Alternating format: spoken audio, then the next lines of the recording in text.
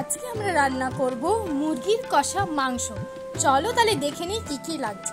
শুকনো লঙ্কা, পেঁয়াজ, আদা, রসুন, টমেটো এবং কতগুলো শুকনো লঙ্কা আমরা আলাদা রেখে দেবো যাতে সেটা মিক্সিতে দিয়ে আমরা পেস্টটা তৈরি করতে পারি। আর 10-12টার মতো আমি শুকনো লঙ্কা এখানে ব্যবহার করেছি।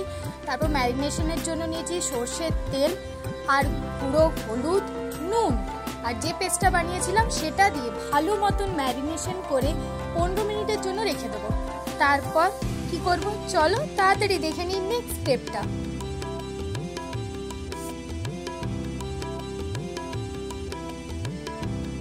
তারপর কড়াইতে গরম তেলে নুন আর হলুদ দিয়ে আলুগুলো আমরা ভেজে নেব ভালো করে।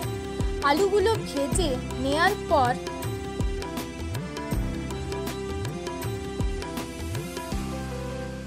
আলুগুলো এবার তুলে নেব।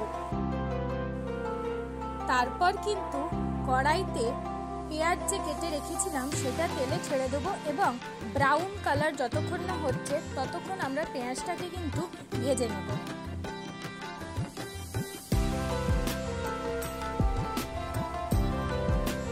দেখো পেঁয়াজ কিন্তু ব্রাউন কালারের হয়ে গেছে। এরপর ম্যারিনেশন করা চিকেনটা ভালো করে দিয়ে কড়াইতে কষিয়ে নিতে হবে 15 থেকে 20 মিনিট ধরে।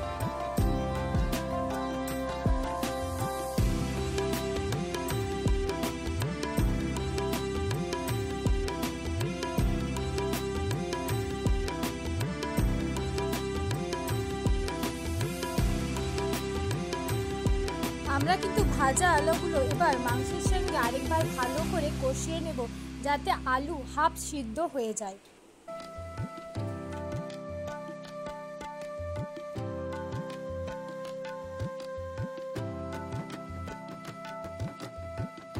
এরপর আমরা জলটা ঢেলে দেব এবং মাংসটাকে ফোটার জন্য সময় দেব 20 থেকে 30 মিনিট। তাহলেই রেডি হয়ে যাবে আমাদের আজকের চিকেন কষা।